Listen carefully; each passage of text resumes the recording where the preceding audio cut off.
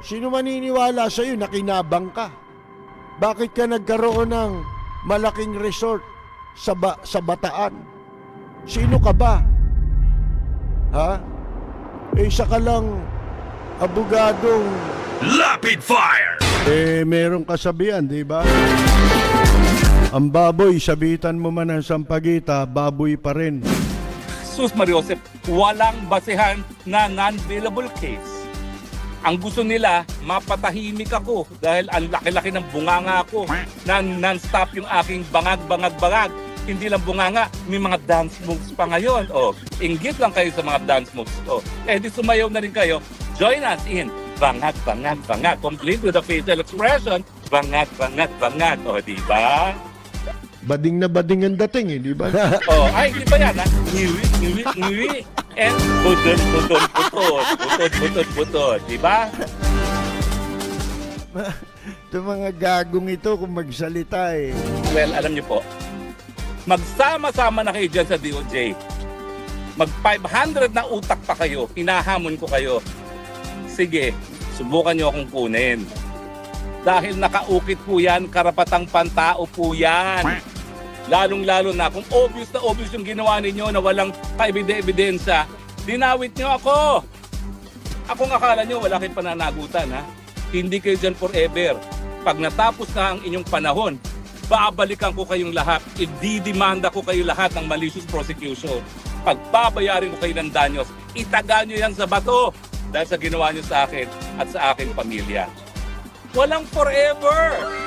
Weather lang yan. Bilugan daigdig. Kaya huwag kayong maging lasing sa kapangyarihan na akala nyo never kayo magkakaroon ng pananagutan. Makakahabol po ang gulong ng katarungan sa inyong lahat. Diba? Ano naman yung isa dyan na ako daw ay flight is evidence of guilt. Ulul!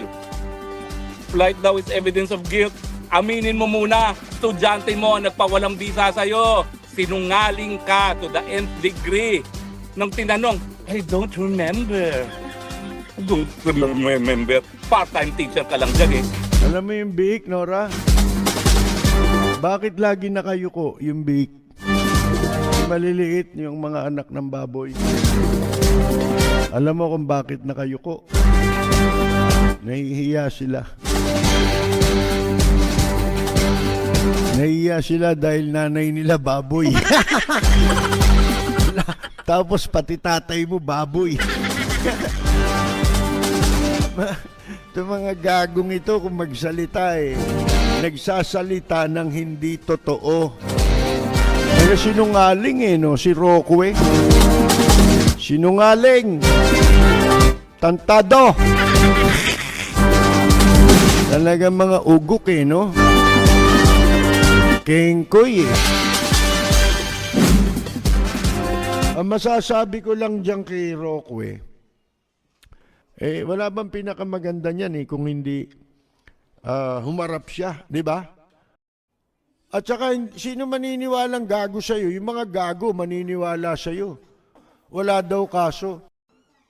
Hindi ba yan ay isang face-to-face na tahasang paglapastangan sa mga hukuman, lalo na sa Korte Suprema? Kasi abogado ka eh. Officer of, di korte. Ang abogado, di ba, officer of the court yan? Di niinsulto mo yung korte, hindi naman kayo commentator eh. Ha? Ako, commentator ako.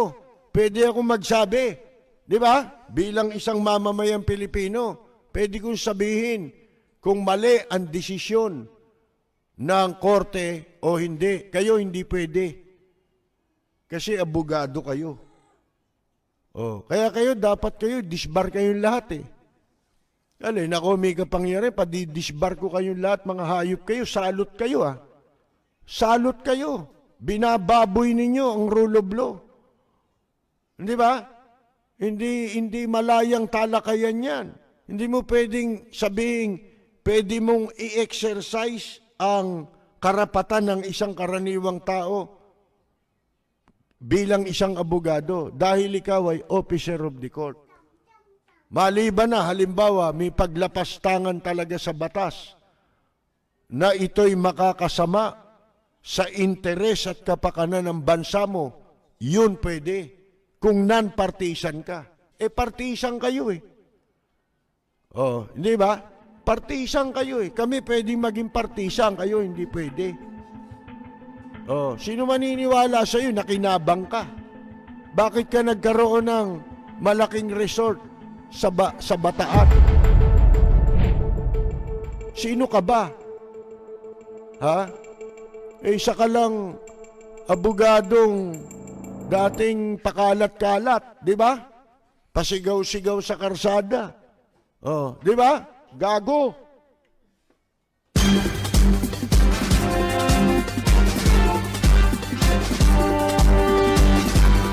Si Ka-Percy Lapid, bumabanat.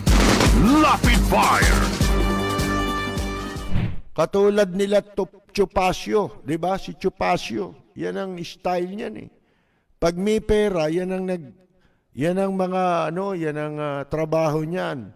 Yung may pera na magnanakaw o walang hiya, mga kaibigan, yun ang kinukuhang kliyente niyan.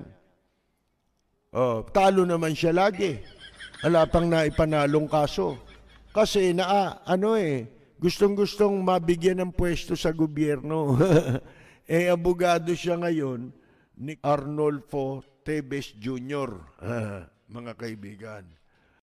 Attorney Areglo yan eh.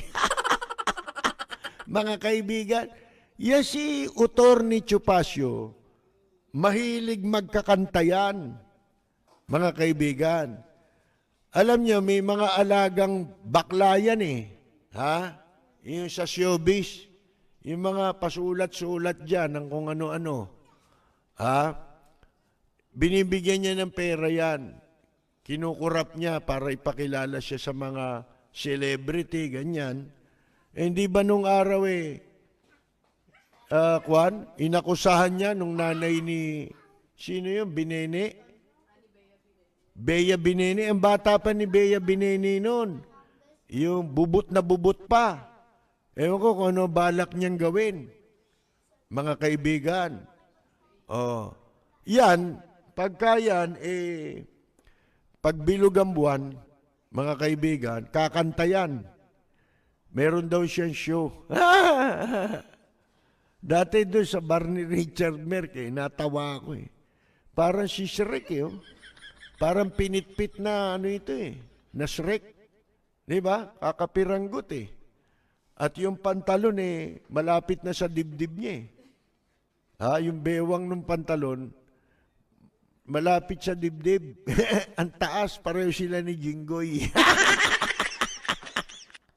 Mga kaibigan, ngayon, di kakanta yan. Meron ticket selling. Hindi naman binibenta yung ticket.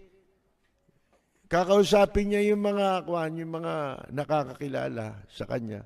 O pumunta kayo, meron akong show. Ito ang ticket, ilang kayo, magsama ka. Tapos, pag dumating doon, yung iinumin nyo, libre na ako na magbabayad. Para magkaroon siya ng audience. Babayaran niya yung audience, pakakainin niya, painumin niya, at bibigyan niya ng pamasahe yun.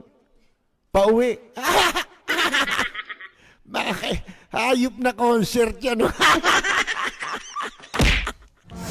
Ito po si Percy Lapid. Maraming salamat at magandang yumaga! Hari Roque.